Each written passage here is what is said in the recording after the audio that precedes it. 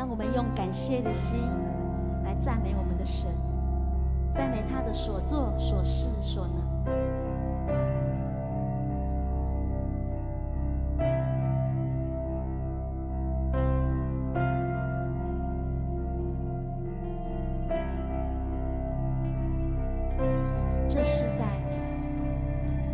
这时代要全心的敬拜，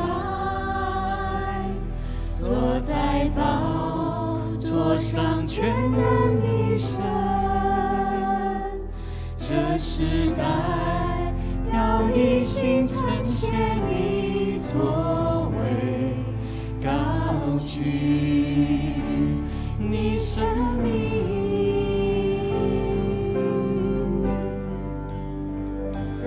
荣耀，荣耀，荣耀归于你，神在，神在，神在。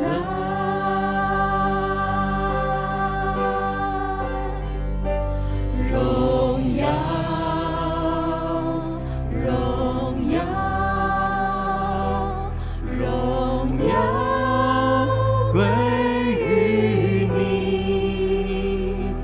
昔在，今在，永在的神，全地都敬拜你。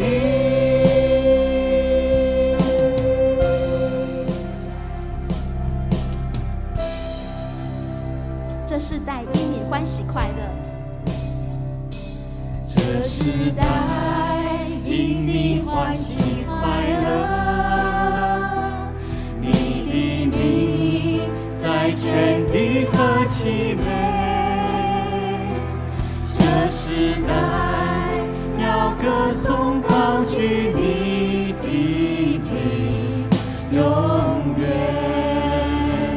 依靠你。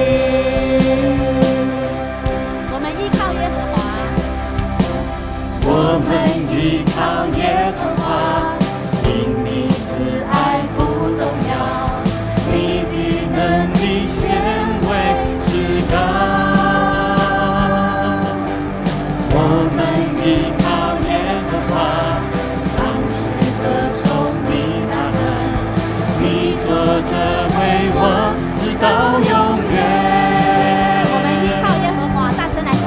我们依靠耶和华，因你慈爱不动摇，你的能力显为至高。我们依靠耶和华，唱诗歌颂你大能，你坐着为王，直到永远。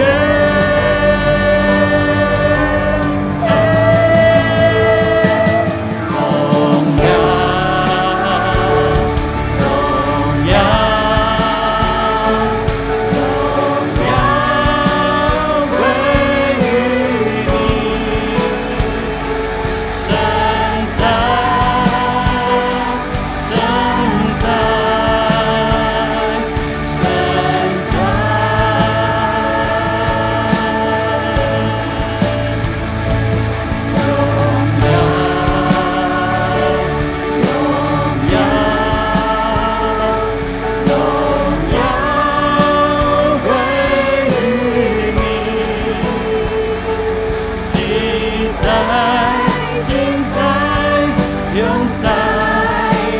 生，全地都敬拜你。荣耀，荣耀，荣耀归于你，圣哉，圣哉，圣哉。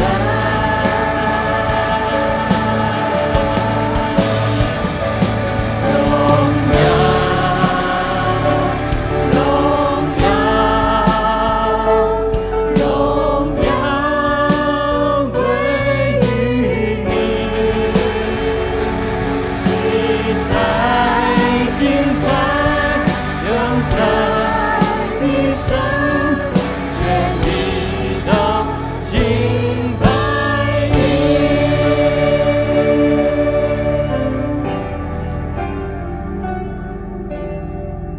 让我们唱这首《在你没有难成的事》这首诗歌，我们来宣告神的大能，宣告神的信实。你是我喜悦，你是我喜悦，是我力量，当我敬拜你，哦主。你是我盼望，是我帮助，唯有你，我的天父。我渴慕你能力，彰显在我生命，在你从没有难成的事，在你里面凡事都有可能，耶稣，在你从没有难成的事，因为我全心信靠你，我的主。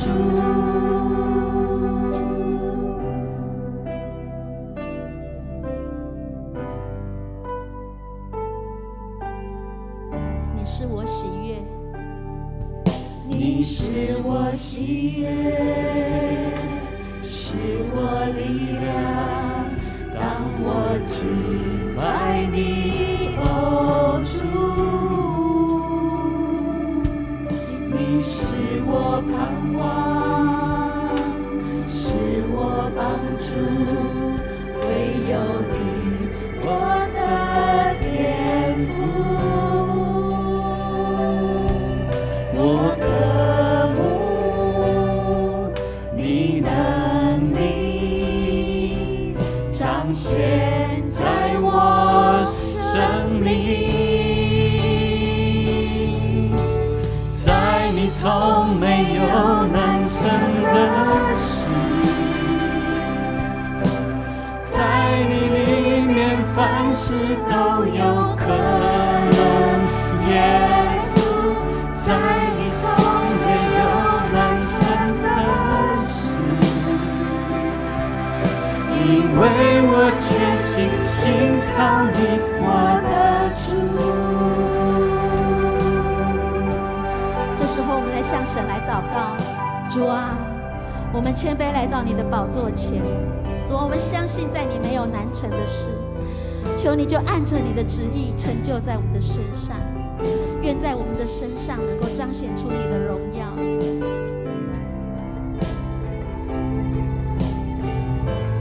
让我们向神说，我渴慕你能力彰显在我的身上，我渴慕，我渴慕你能力彰显在我生命。再一次向主要，我渴慕你能力彰显在我生命，因为在你没有难成的事。在你从没有难成的事，阿们。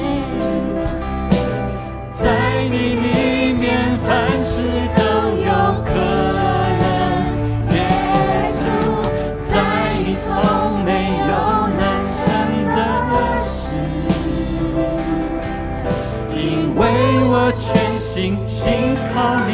你可以举你的手来宣告吗？在你从没有难成的事，在你里面凡事都有可能。耶稣，在你从没有难成的事，因为我全心信靠你，我的主。再一次大声来唱。在你从没有难成的事，在你里面凡事都有可能。耶稣，在你从没有难成的事，因为我全心信靠你，我的主。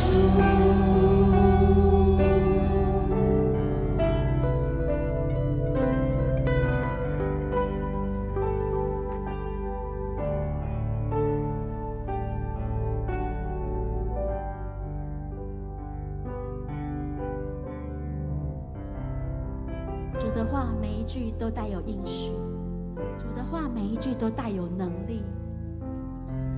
让我们借着这首歌、这首诗歌，帮助我们向神来祷告。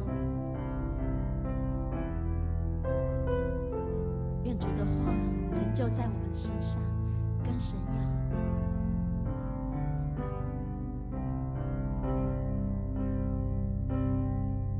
愿你的话成就在我身上，我愿顺服仰望。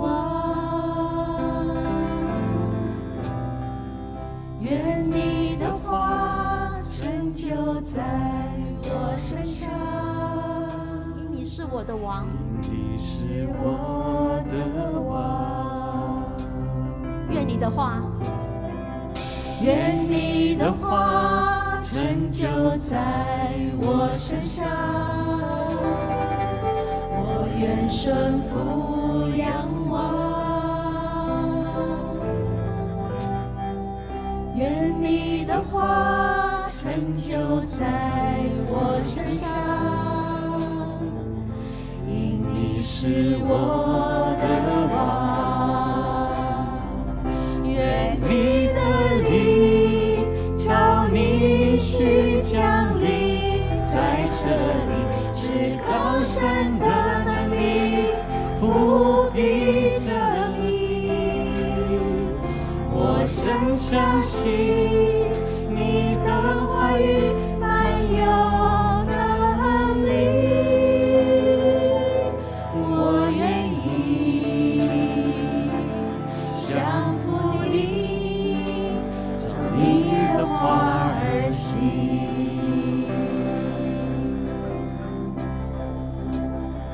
愿你的话，愿你的话成就在我身上，我愿顺服仰望。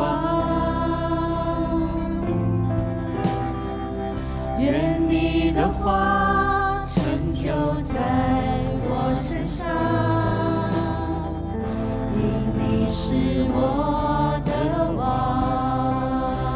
愿你的话，愿你的话成就在我身上，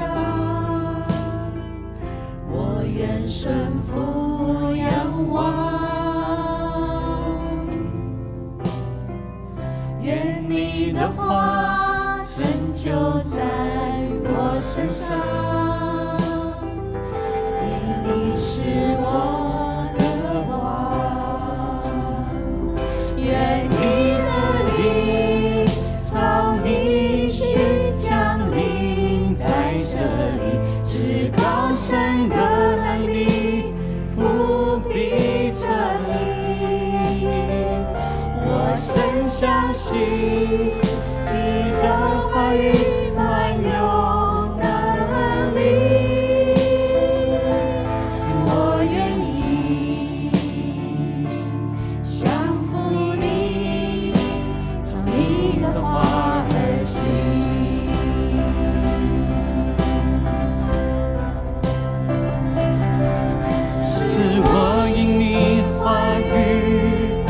成为梦们的儿女，因你的灵与我同行。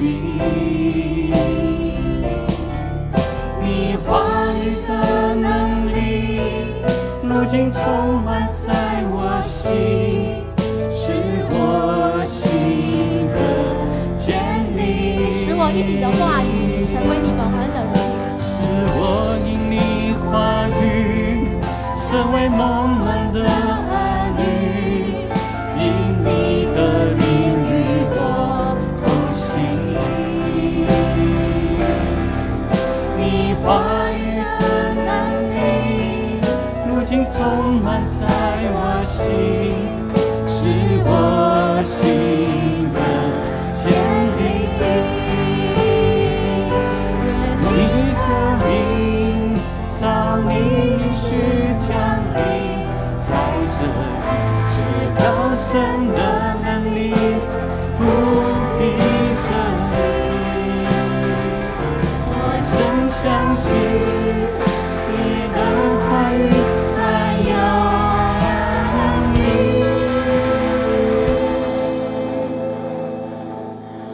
我愿意降服你，我愿意，我愿意降服你，再说一次，我愿意，我愿意降服你，照你的话而行。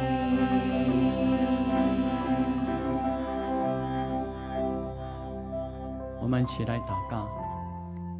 亲爱的天父，我们谢谢你，谢谢你带领我们刚刚的敬拜，让我们可以同心来到你的面前，把一切的荣耀都归给你。主啊，我们恳求你的圣灵继续在我们当中动工，帮助我们不只是听你的话语，更是能在生活中真实的去遵行你的话语。愿你的话语在我们的生命中动工，改变我们，更新我们，让我们越来越像你。谢谢天父听我们祷告，奉耶稣基督名求，阿们。请大家依然站立。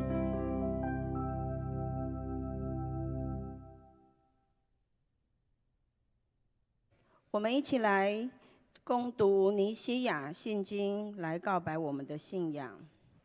请我们信独一全能的父上帝，创造天地一切可见不可见万物的主。我们信独一的主耶稣基督，上帝的独生子。他在一切的世代以前，从天父而生，从上帝出的上帝，从光出的光，从真神出的真神，是生的，不是受造的，与父同质同体。万物由他来创造，他为了我们人和为了我们的拯救，从天降临，由圣灵借童贞女玛利亚出生为人，在本丢比拉多任内，为了我们钉十字架，受难埋葬，按圣经的记载，第3日复活，升天，现在坐在父的右边。他要在荣耀中再临，来审判活人与死人。他的国无穷无尽。我们信赏赐生命的主圣灵，从父与子出，与父子同受敬拜，同享荣耀。他曾托先知讲话。我们信一个圣公同使徒的教会。我们告白一个能够赦罪的洗礼。我们期望死人复活，来生的生命。阿们。请坐。现在我们要来读起英文第33篇，在圣诗后面第1002页。起英文第33篇，在圣诗后面第1002页。我来请会众来应。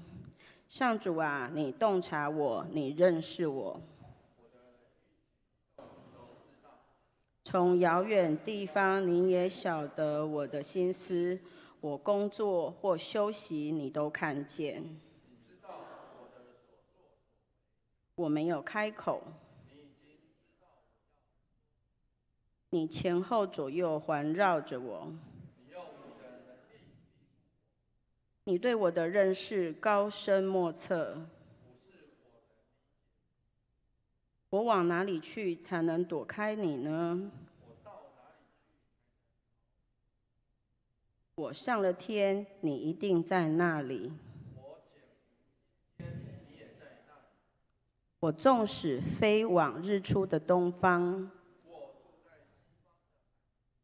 你一定在那里带领我。我可以要求黑暗遮蔽我，但对你来说，黑暗不算黑暗。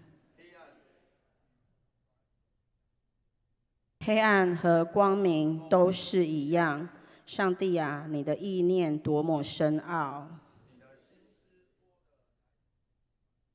我要是数算，比海沙还多。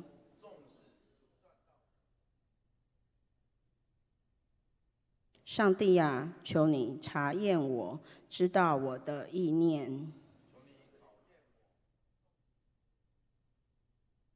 求你看看我有没有狂妄的思想。我们一起同心低头来祷告。亲爱的父上帝，我们满心感谢你，你带领我们在这主日的清晨，再次的来敬拜你、亲近你。主，过去的一周，无论我们经历顺境或困难，你的手从未离开。我们要为此向你感谢。我们要安静心在你面前，求圣灵运行在我们当中，洁净我们的心思意念，除去一切的搅扰，让我们能够专心的仰望你。主啊，我们也将这个世代交托在你的手中。面对世界各地的动荡不安与灾难，求你来施恩怜悯，止息纷争，赐下和平。在疾病与不确定之中，求你亲自医治保守，赐下平安与盼望。我们要为我们这个台湾来祷告，求你赐智慧给掌权者，使他们能够行公义、好怜悯，带领百姓走正直的道路，也保守我们每一个人的心，在这样变动的当中，也能够紧紧的依靠你，活出信仰的见证。我们要把牧师的讲道也交托在你手中，愿你以圣灵高抹牧师的口，让众人也能够得到圣灵的亮光，听的讲的都同得益处。我们也要纪念因生病、外出或工作因素无法前来敬拜的弟兄姐妹们，求你亲自看顾、保护他们，无论使他们在何处，都能够经历你真实的平安与陪伴。恳求你保守今天整个礼拜的进行，从开始到结束，我们将一切荣耀都归给你。我们如此祷告，是奉主耶稣的名求，阿们。我们一起来读圣经。今天的圣经记载在旧约出埃及记第5章22节到6章13节。出埃及记第5章22节到第6章第13节。于是摩西回到上主面前说：“主啊，你为什么这样虐待你的子民？为什么差我来这地方？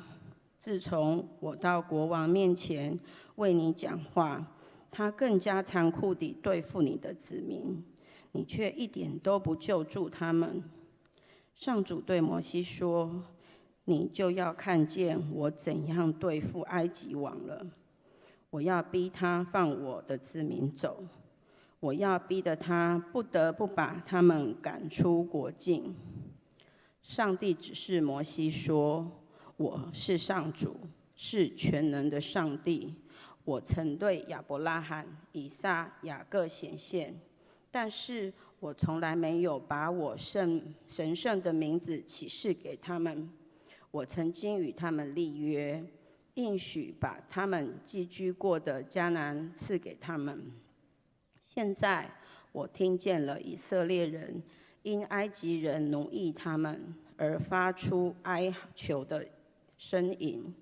我记起了我的约，所以去告诉以色列人，对他们这样说：我是上主，我要搭救你们，从埃及人的奴役下释放你们。我要伸出大能的手，大大地惩罚埃及人。我要拯救你们，我要把你们当作我的子民，我也要做你们的上帝。当你们从埃及的奴役中获得自由的时候，你们就知道我是上主，是你们的上帝。我曾经应许过亚伯拉罕、以撒、雅各，所以我一定把你们带到那块地，以那块地作为你们的产业。我是上主。摩西把这件事告诉以色列人，但是他们不听他的话，因为残酷的奴隶生活已经使他们丧志。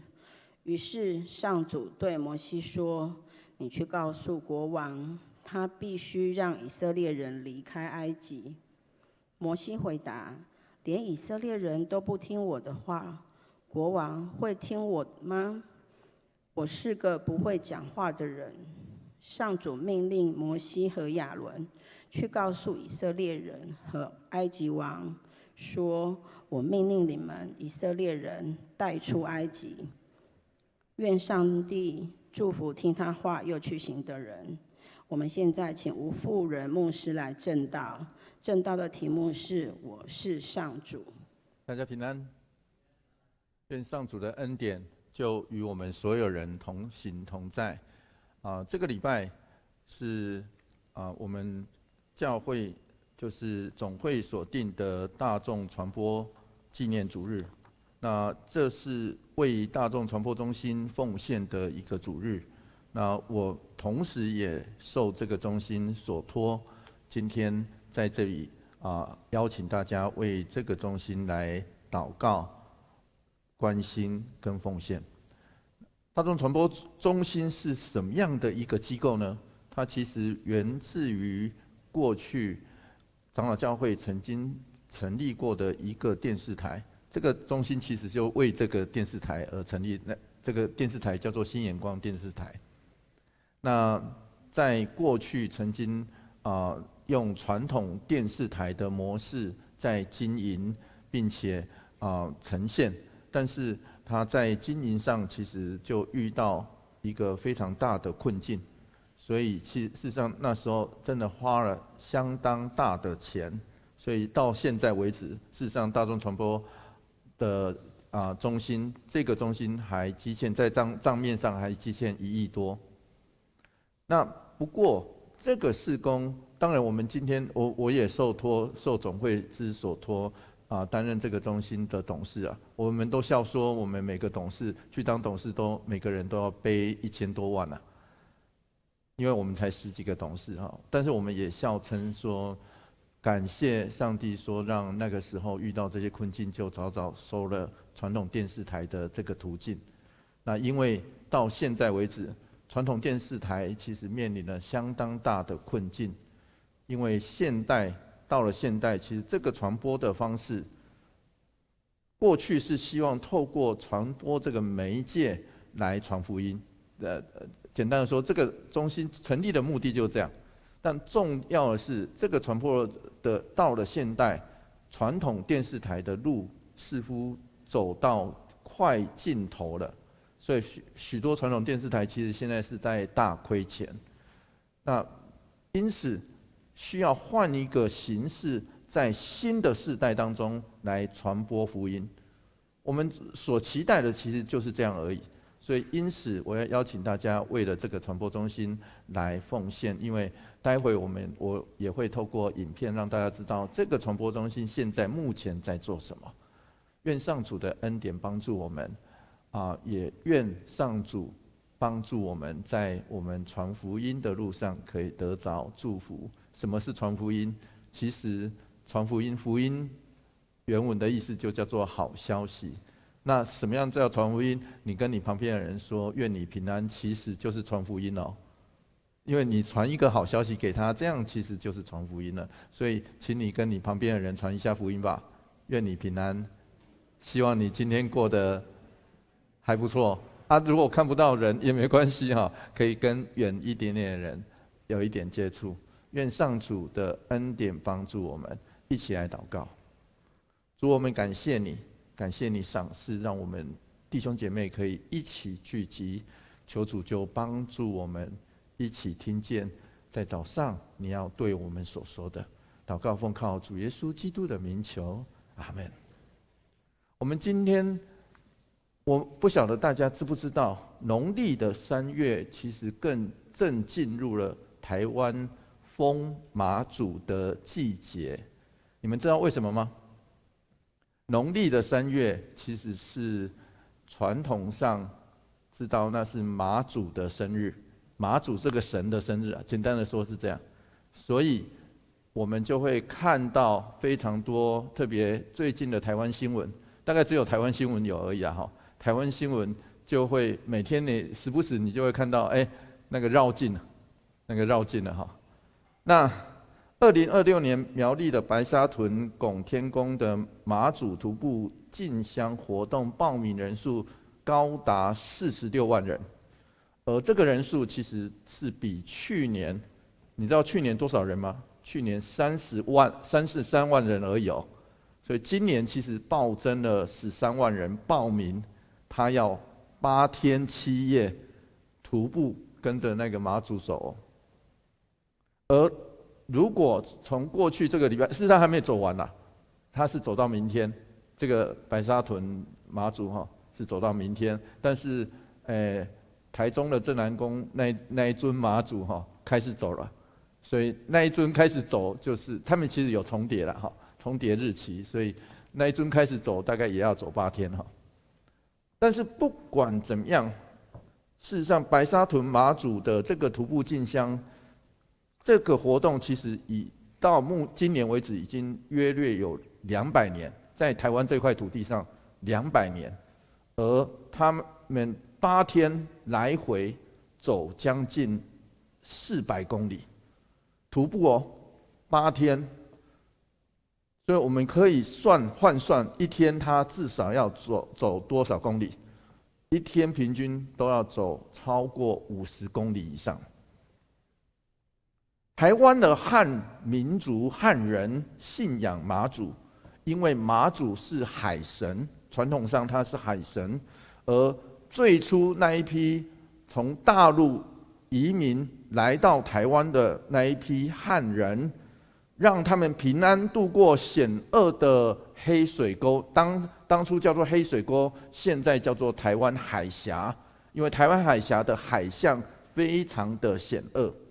那有当海军的人，可能今天的舰艇以及科技会再不一样一点，我们可以提早稍稍可以知道，但事实上是台湾海峡是非常险恶的海象，特别在季节变换的时候，而这也是马祖信仰在台湾民间盛行的原因。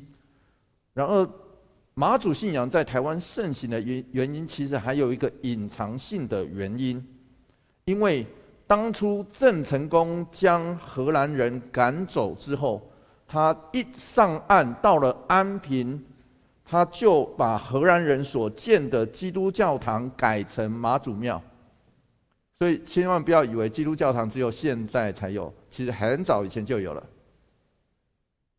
而郑成功一上岸看到那个庙，那个教堂就把它改成马祖庙。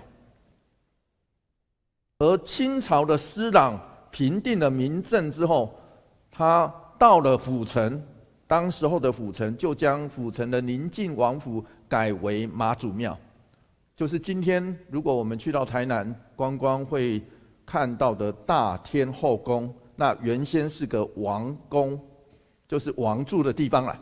简单的说是这样。因此，在台湾妈祖信仰其实有一个底层传统，这是统治者的信仰，具有政治的意涵。所以换言之，台湾许多政治人物选上之后，他会到妈祖庙里面担任主祭，其实是这个主要的因素。被邀请哦，他们会被邀请到妈祖庙。其实，所以从一开始，这个妈祖信仰其实某一个部分其实就跟政治连上线了。而对基督徒来讲，当我们见到妈祖信仰在台湾民间这个惊人的能量的时候，我们不能只是指责说：“哦，这群人好迷信啊，他们信仰的是假神。”对，没有错。虽然是如此，我们应该看见的是，现今台湾人民的内心，他们多么渴望平安的托付跟救赎。我们应该看见的是这个。就好像40年前郑国忠牧师曾经在他的毕业论文里面这样写，他说：“台湾的宗教形成非常复杂的混合性宗教，以祈安求福为出发点，只求个人利益为目的。妈祖信仰未曾领导台湾人民共同建立一个自由、平等、自主的理想社会，反而因政治的利益，使得妈祖逐渐成为政治上运用的工具，失去了原有的纯真信仰。”因此，亲爱的弟兄姐妹，这同时帮助我们好好来想想看，我们所信的上帝是谁？他要与我们建立什么样的关系？上主的百姓所建立的家园应该是个什么样子？我们渴求的救赎又该是什么？事实上，今天的经文其实会给我们一个比较深刻的答案。当摩西奉上主的差遣去面对法老，却直接被打脸，让以色列人更痛苦。至今，摩西所努力的一切好像都被否定。那该怎么办呢？出埃及记第5章22节到23节是这样说的，我们一起来读这一段经文，一起读来。于是摩西回到上主面前说：“主啊，你为什么这样虐待你的子民？为什么差我来这地方？自从我到国王面前为你讲话，他更加残酷地对付你的子民，你却一点都不救助他们。”神学家其实在提醒我们一件事：摩西的最佳表现是，当他失败的时候，还能回到上主的面前。相信在座的各位，没有人喜欢失败，而面对失败更非容易之事。但要紧的是，我们要记得回到那个出发的地方。摩西是从哪里出发？其实他就从上帝面前出发。如果你是个奉呼召的人，听呼召的人，你是回到上帝的面前。这种回到上主的面前的心态，必须要有一个不怕失败的心智，伴随着我渴求改变，改变的是我跟我所面对的这个世界的期望。因此，我们也读出摩西的心态慢慢的变成成熟了。因为当他第一次失败的时候，他是跑得远远的，还记得吗？他第一次失败的时候，他是跑得远远的，跟我无关了，我失败了，我就失败，反正我不再看他。这次他仍然是跑，却跑回了上主的面前。出埃及记第6章第1节是这样说，一起来读这段经文，一起来读来。上主对摩西说：“你就要看见我怎么样对付埃及王了。我要逼他放我的子民走，我要逼得他不得不把他们赶出国境。”原文直接的翻译应该是：“现在你就要看见，我将要向法老所做的。”所以有神学家是这样认为，这段话就是出埃及记的枢纽，他宣告现在就会改变，你将会看见。法老不但会容以色列人出去，甚至主动设法打发他们离开，逼他们出去。从18世纪末开始，有一个学问在神学界里面产生，叫做经文鉴别学，或称为经文校勘学。圣经经文为什么需要鉴别呢？因为事实上，在印刷术发明之前，所有的书都是人工所抄写，所以不可避免的就会产生人的疏漏、重复、抄错，或者是修饰字句的差异。所以这门学问是透过研究古代的手抄本，检验不同的版本、抄本，评估并且恢复最接近原稿阅读的研究。19世纪威尔豪森他融合了历代鉴别学的研究旧约的成果，提出了底本理论。事实上，这个底本理论影响到今天我们在读圣经。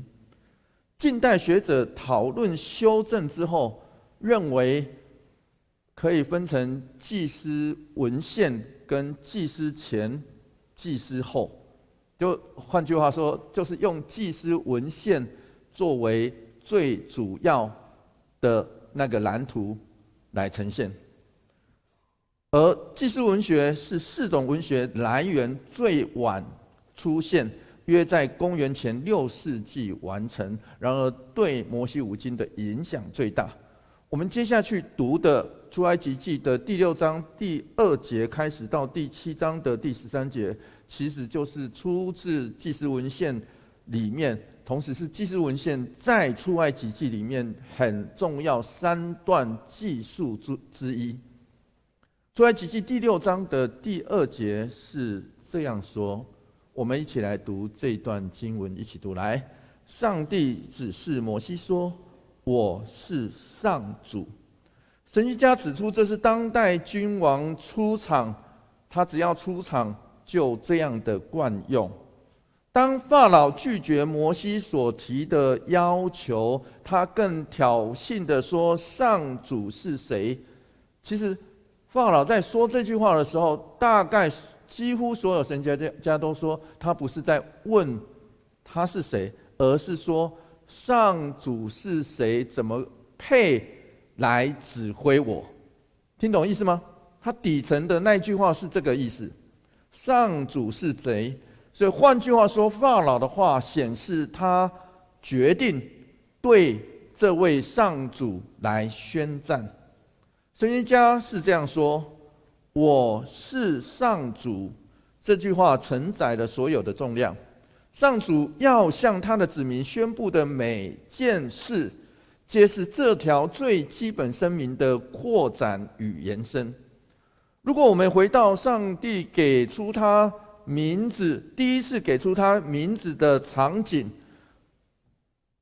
出埃及记第3章的第12节那里，上帝在旷野当中对着摩西这样说：“你要对以色列人说，那我是打发我到你们这里来。”所以上主第一次向摩西揭示他的名字。其实这个名字很特别，就好像我曾经在诠释那一段的时候，我这样说，那一句话雅卫这个字到底是名字吗？还是一个回答？因为原文的意思叫做我是就是我是，但是因为它有时序，它因为原文里面其实它有未完成式，了解我意思啊？哈，那个未完成式跟未来式，所以我们把它翻译成我是自有拥有，我是自有拥有，但是原文应该解读上是叫做我是就是我是，我是现在，未来也是我是。所以换句话说，他揭示的正是我是的这一个回答。上主第一次向摩西揭示他的名字，没有道尽这个名字真正的意涵，因为这位自称我是的上主之名，或者就是要引我们好奇的问他说：“那你是谁？你既然说我是，对不对？那或许就是要引我们好奇的问他：你是谁？”当人愿意跟他对话，认识他，更深的认识他，最后承认说你是我的主，那便是他与我们建立关系的动态关系的时候。同样的，倘若我们否定他，甚至轻蔑的说啊，你上主那个上主，你所说的上主是谁？那就摆出了要跟他宣战的姿态。那么这位宣告我是的上主，也自然会让人认识他是谁。因此上主就接着这样说，出埃及记第6章第3节，一起来读这段经文，一起读来。是全能的上帝，我曾对亚伯拉罕、以撒、雅各显现，但是我从来没有把我神圣的名字启示给他们。对，上帝没有对他们说雅卫这个名字，而全能的上帝是圣经里面上主给人的他的第一个名字。因为 El Shaddai 可以翻译成全能的上帝，全能的上帝这个翻译的方式是受74译本的影响。事实上，在圣经里面也有一个解释，叫做三神。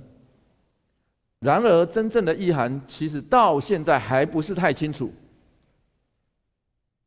不过，在创世纪里面，这是在还没有后裔却已年老的亚伯拉罕与上主立约的时候出现的名字。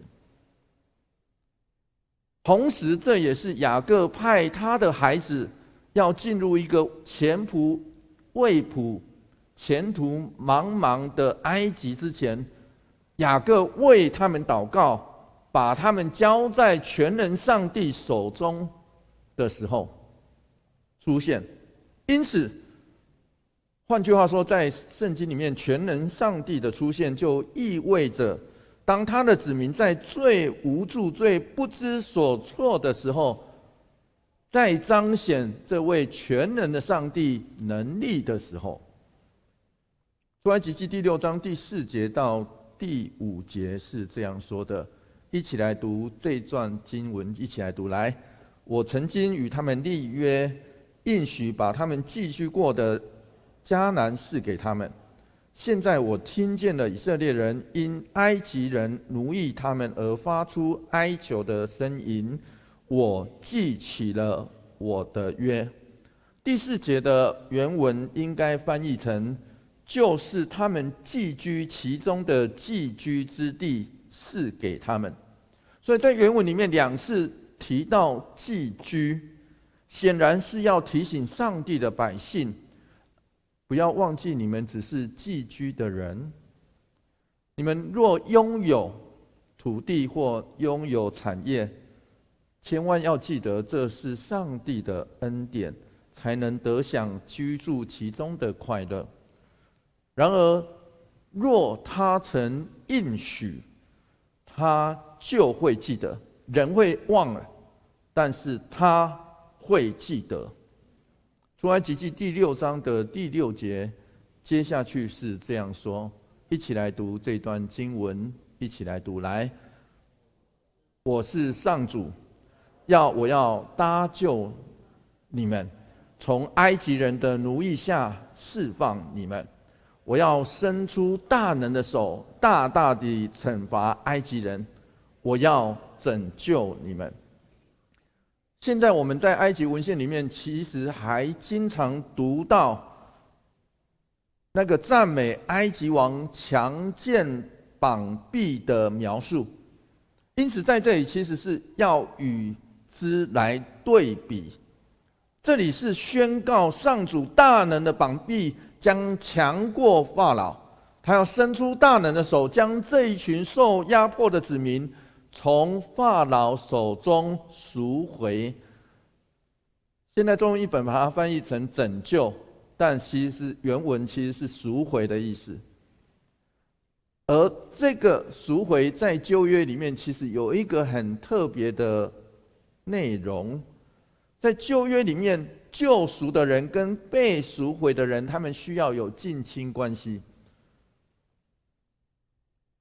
同时也需要准备赎价，所以有2个条件。第一个条件是我要跟你有关系，第二个条件是我要准备好。因此上主才会接着这样说，出埃及记第6章第7节，一起来读这一段经文，一起来读来。我要把你们当作我的子民，我也要做你们的上帝。当你们从埃及的奴役中获得自由的时候，你们就知道我是上主，是你们的上帝。换句话说，上帝记得立约的时候他的承诺，虽然这个时候这一群人还是奴隶，他们还在哀哭叹息，他们甚至把上帝都忘了，但上主告诉他们，他已准备好一切，同时他也准备要来跟他们有关系，要用近亲的关系来赎回他们。出埃及记第6章第8节，我们一起来读这段经文，一起读来。我曾经应许过亚伯拉罕、以撒、雅各，所以我一定要把你们带到那一块地，以那地作为你们的产业。我是上主。神学家从文学结构来看，整段话其实都一开始就是我是上主，作为前中后的宣告这段话。因此我是上主，就是上主要告诉那一些属他的百姓，过去他记得他所立的约，现在虽然你就像那个被遗忘的百姓，受尽了压迫折磨，甚至只能暗夜里面哭泣哀嚎，然而他都听见，将来他举手起誓。那个原文很特别，因为神学家告诉我们说，那个字词是当时候，不要以为只有现在的人才会举手起誓，那时候就有人举手，用举手的方式在起誓誓言了。所以他是用那个字举手起誓，说我一定把你们带到应许之地，这要成为你们的产业。而在出埃及的过程中，你们会知道我是上主。所以神学家邱恩楚是这样认为，他说上主在整段话里面再三的说我是上主，就好像是盖一个章或现在的签字一样来做保证。这也就是说，这事必在他大能膀臂中来成就。出埃及记第6章第9节是这样说的，一起来读这段经文，一起读来。摩西把这件事告诉以色列人，但是他们不听他的话，因为残酷的奴隶生活已经使他们丧志。这时候的以色列人，其实我相信就跟我们大多数的人一样，我们已经信你一次了哦，信你一次反而遭到更大的苦难、更大的压迫，你再告诉我们，他应许要来救我们、赎回我们，我怎么可能再信呢？所以摩西原以为上主的宣告应该为以色列百姓带来福音啊，但事实却非他想象中的发展，反而让整个情势变得更为险峻。因此，即使上主说我是上主，你将会看见，我将用大能的膀臂赎回你们，他不断的呼召摩西回去。但摩西是这样回答的，出埃及记第6章的第12节，我们一起来读这一段经文，一起读来。连以色列人都不听我的话，国王会听我的吗？我是个不会讲话的人。所以换句话说，摩西继续用这个借口来拒绝上主的呼召，而叙事就停在这一段的对话里面。换言之，亲爱的弟兄姐妹，这时候的摩西看起来是最为垂头丧气的时候，因为他就照着上帝的话去宣告了，情势没有改变，反而更糟。然而上主始终的呼召他，为什么？上主重申了他对以色列人的应许，在开头、中间跟结尾都慎重对他们说：“我是上主。”但以色列人听不见了，因为残酷的奴隶生活跟破碎的灵已经将他们仅有的相信摧毁殆尽。因此，亲爱的弟兄姐妹，这往往就是上主子民信仰的路。因为接下去不止现在而已，接下去以色列人他们会持续的摇摆不定，又时时的充满疑惑。而如果要成为上主的子民，其实从头到尾只有一招啊，这里其实只教我们一招而已啦，就是要像摩西一样，不断的回到上主的面前。我们遇见了困境，我们就不断的回到上主的面前。我们在那里哭泣也好，我们在那里埋怨也罢，这才是持续走在这条信心之路的原因。布赫纳这位著名的牧师是这样说的，上个世纪人他已经过世了。他说：“福音在成为好消息之前是坏消息。福音宣告什么？福音宣告人是一个罪人，人的心思邪恶。当他惶恐、沮丧地望向镜子的时候，他说，就看见自己至少8分是懦夫、骗子、邋遢鬼，这是悲剧。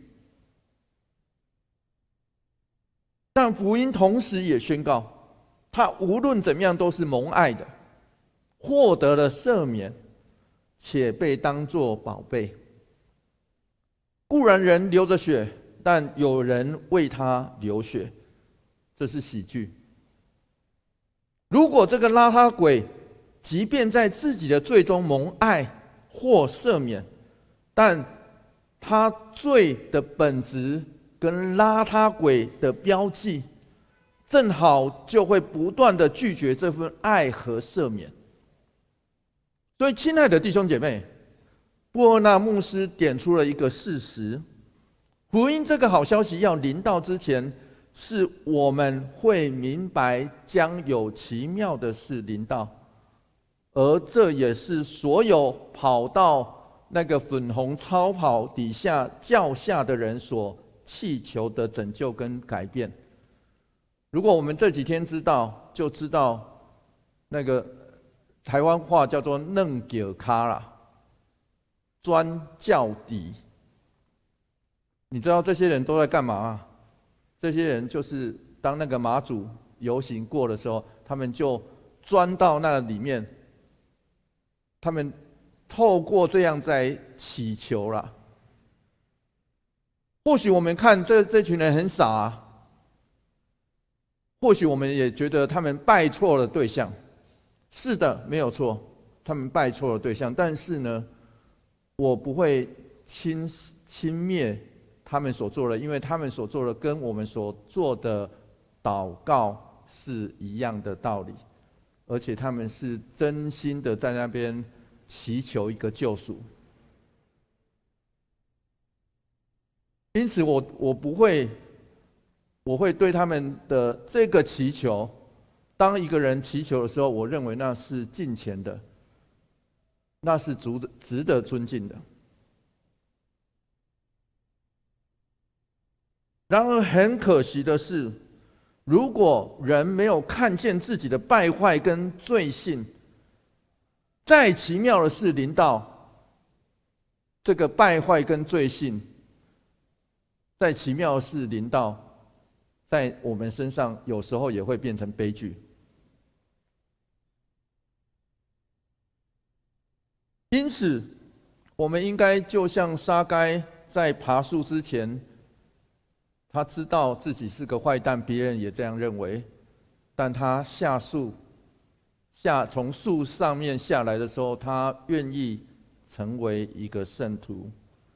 而保罗出发前，他是个打手，他回来的时候，他甘愿为了基督成为傻子。所以，对这位自称为我是的上主，其实没有不可能的事，没有错。就好像我们敬拜团带我们所吟唱的，没有不可能的事。但没有不可能的事，要紧的是，如果我们还是那污秽的人，充满罪性的人，这奇妙的事临到，不过是外表的改变，我们内心没有真正改变。因此，我们需要相信这位宣称我是的主，知道并且知道照见我们的软弱跟罪性。因此，愿你我所得到的救赎不仅仅是一时的，而是永恒的真理。他要告诉我们，我是上主，我要救你们，我把你们当成我的子民，我也要做你们的上帝。我们一起来祷告。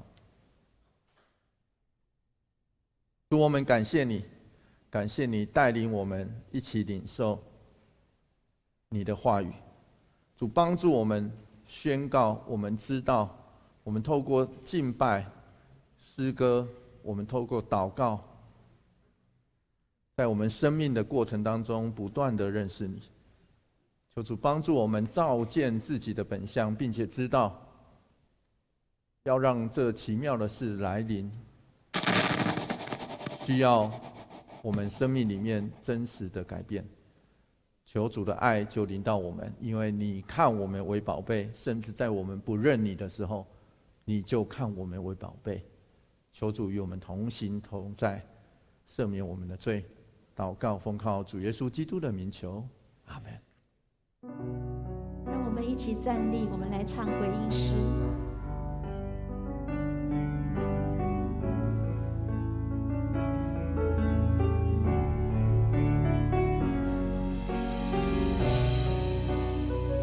这首曲子让我们用信心来宣告，相信神的应许。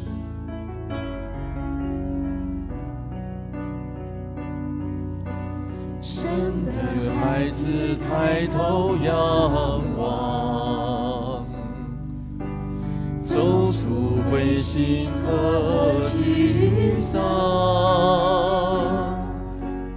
举目仰望满天的星光，向你诉说幕后的指望。神的孩子，神的孩子抬头仰望，走出灰心和沮丧，举目仰望满天的星光，向你诉说幕后的指望。眼睛为曾看见，耳朵为曾听见，人心也未曾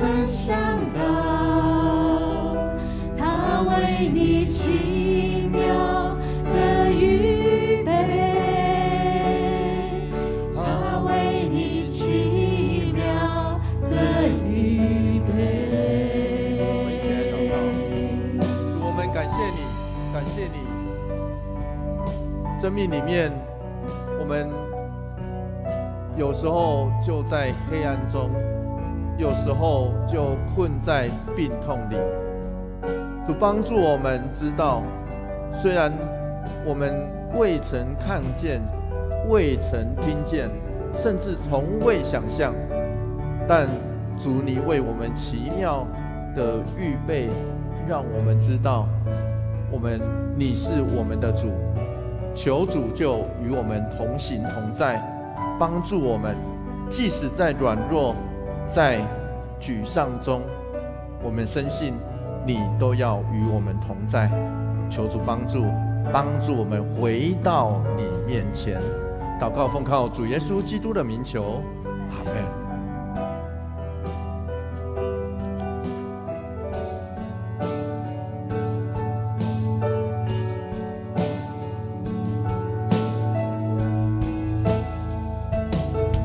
神的孩子抬头仰望，神的孩子抬头仰望，走出灰心和沮丧，举目仰望满天的星光，向你诉说幕后的指望。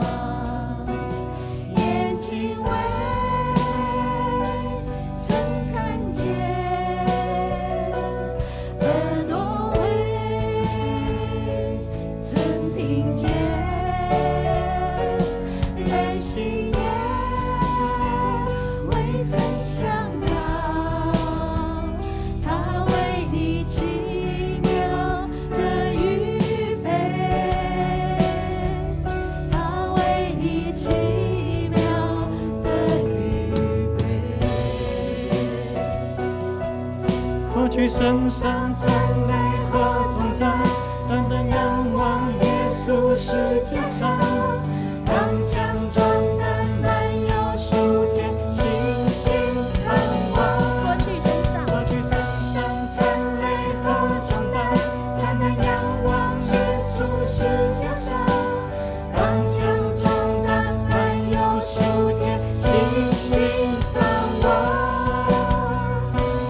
眼睛为曾看见，耳朵为曾听见，人心也未曾想到，他为你奇妙的预备。主，我们相信你为我们预备。你奇妙的预备。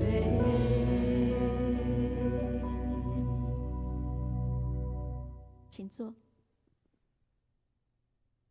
这时候我要邀请大家来看一下影片哈，不晓得能不能放得出来哈。那我们来听一下大众传播基金会的这个介绍他们现在事工的影片哈。来，请开始哈，来。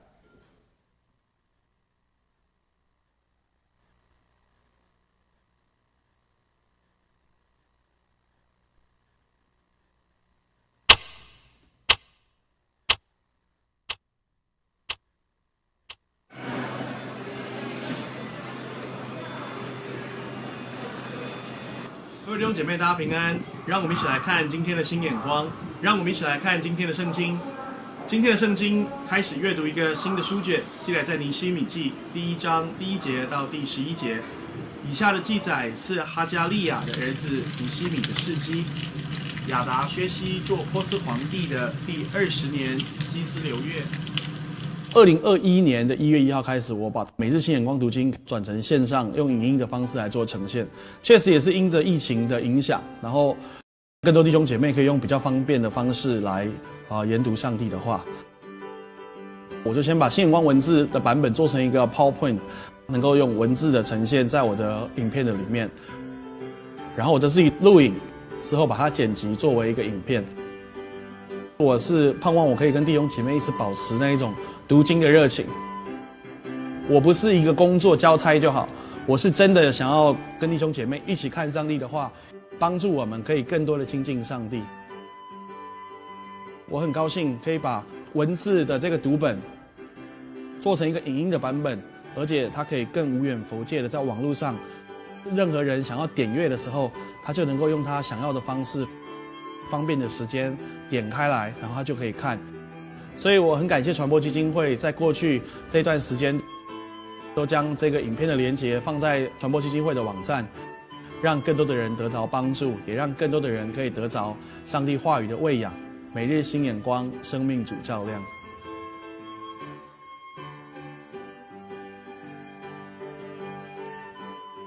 各位敬爱的牧长、弟兄姐妹，大家平安。在这个资讯爆炸、科技变迁迅速的时代，教会面临了许多的挑战，因此我们也积极地制作多样化的团契与小组分享的教材，以及系统性的将信徒教育影片上架。此外，我们也关注社会环境的变化，近期诈骗手法层出不穷，许多弟兄姐妹因此受害。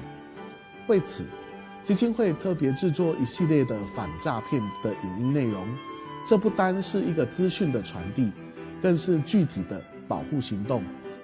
传播基金会不只是一个媒体宣教的单位，也是与您一起并肩作战的好队友、好同工。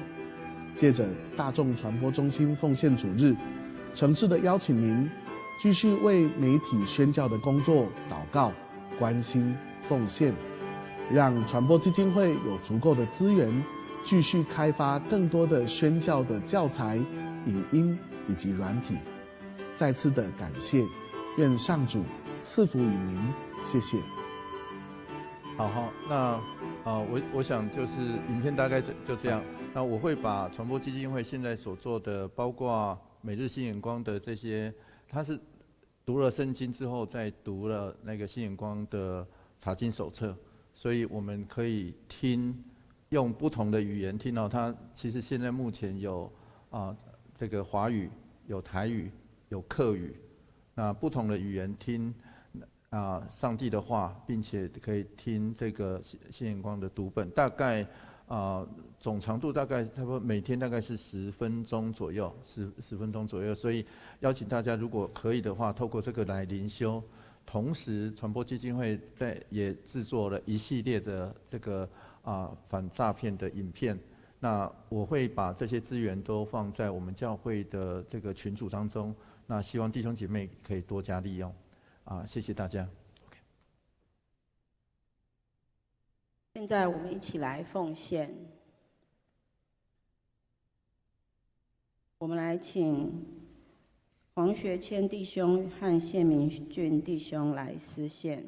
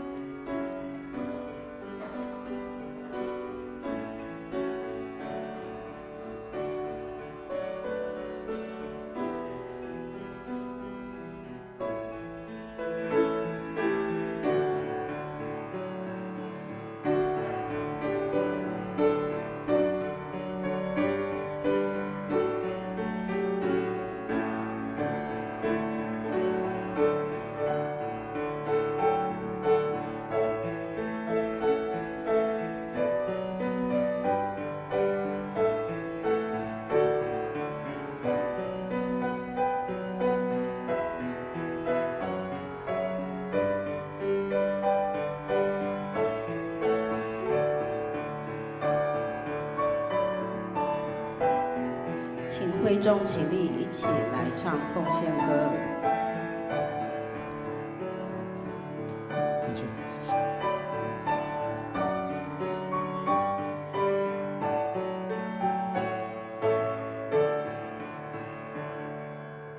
我将所有献于耶稣，甘心乐意献奉献。我要时常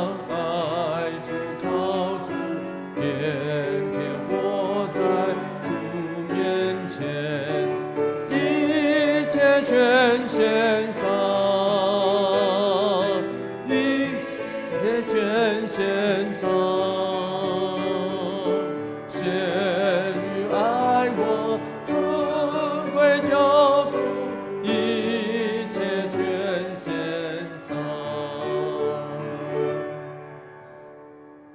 我们同心祷告，纪念我们的上主，我们感谢你，因为我们在任何的光景，你都是那位我是的上主，都与我们同在，或顺或逆。也感谢你为我们差派了基督来，为我们受害受死，而且复活。现在我们奉献小小的金钱，连同我们自己和大众传播中心，求你悦纳并且使用。祷告奉耶稣的名，阿们。会众请坐下。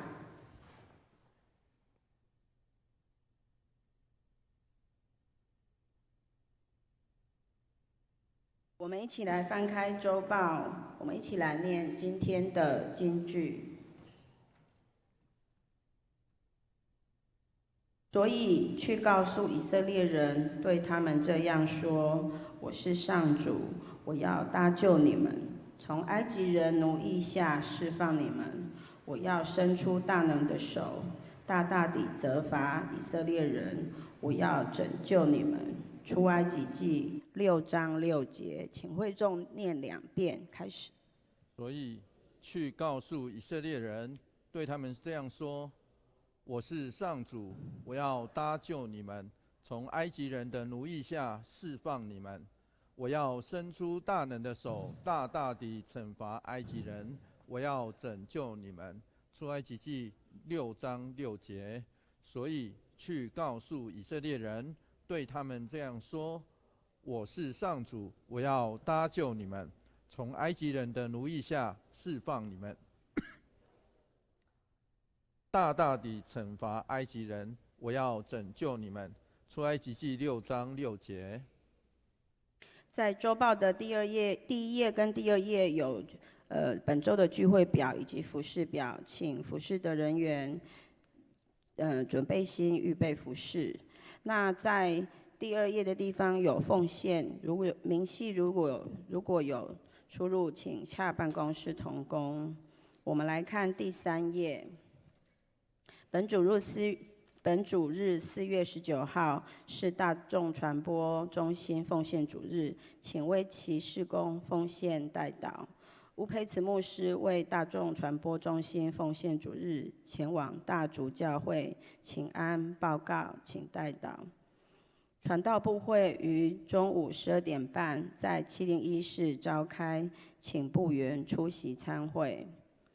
力学经审查会于下午1点在9楼召开，请审查委员出席参会。下主日4月26号有福音之声的音乐会，没有难成的事，请大家踊跃出席并邀请朋友。第2点是行政部会于下周2点30分在6楼办公室召开，请部员出席参会。教会消息：夫妇团契名人开讲。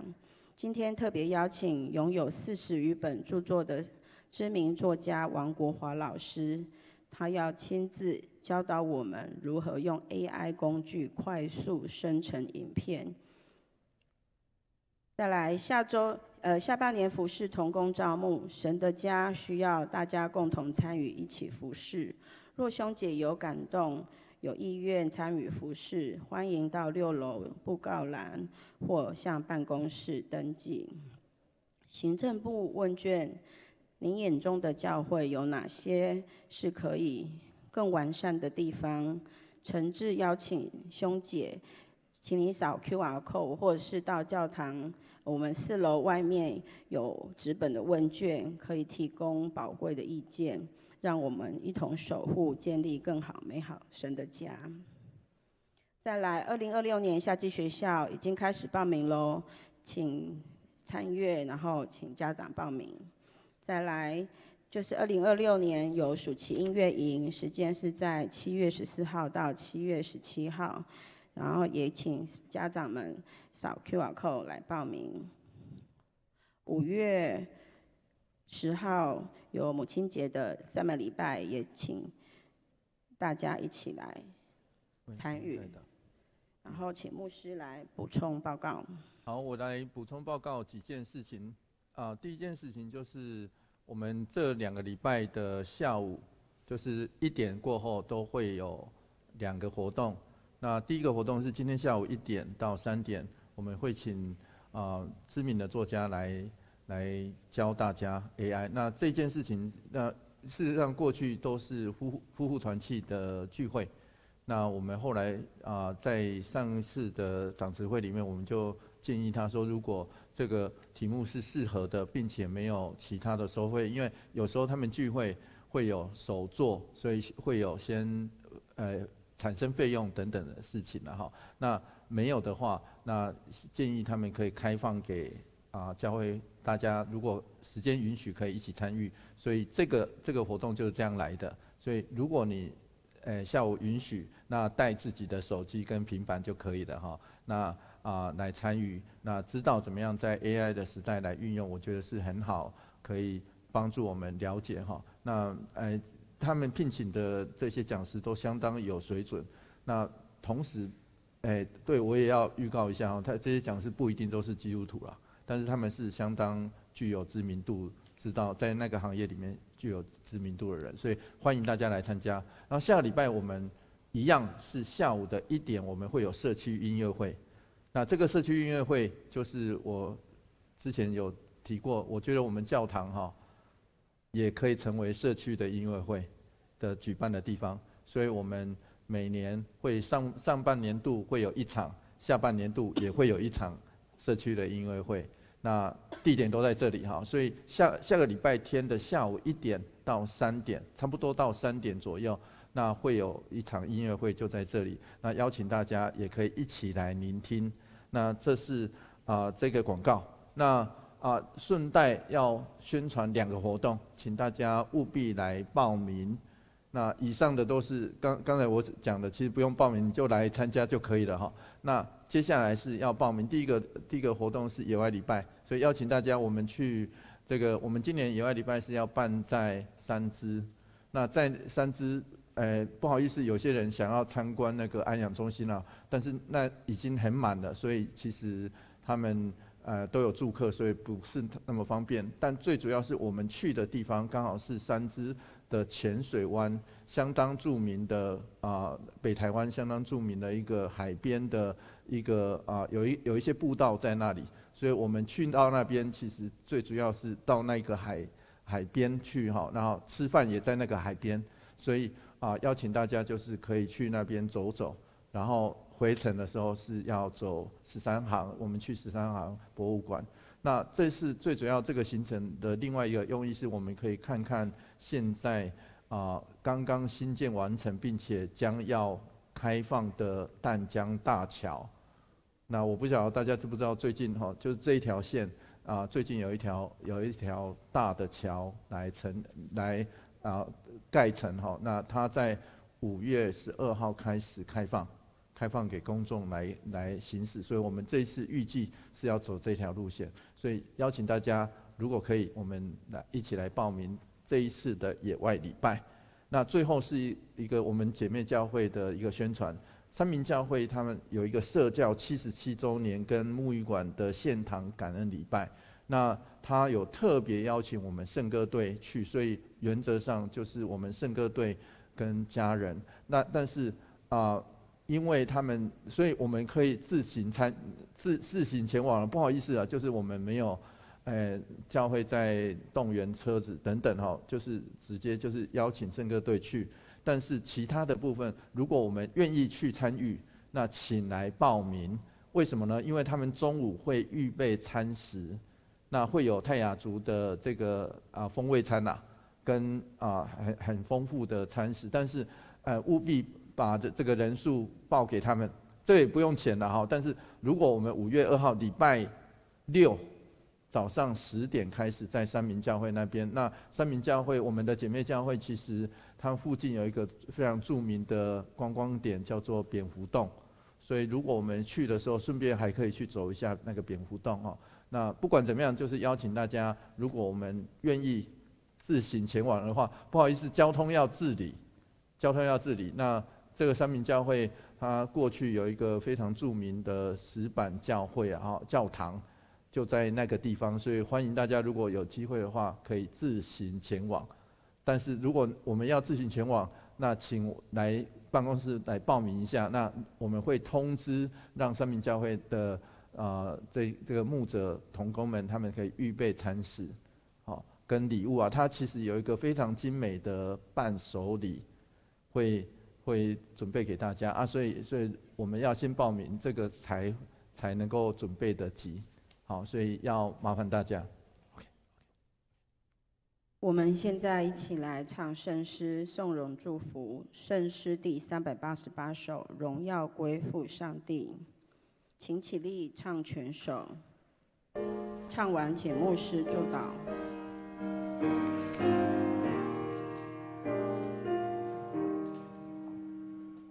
荣耀归天父上帝，荣耀圣子圣灵三一上帝，他昔在现在存在，将来也永远存在，无穷无尽。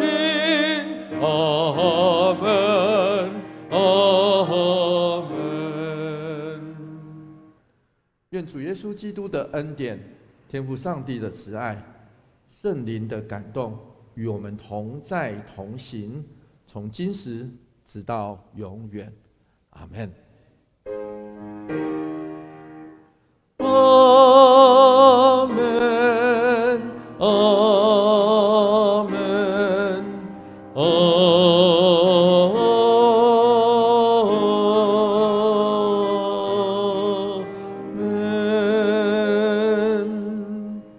请坐，殿乐默祷。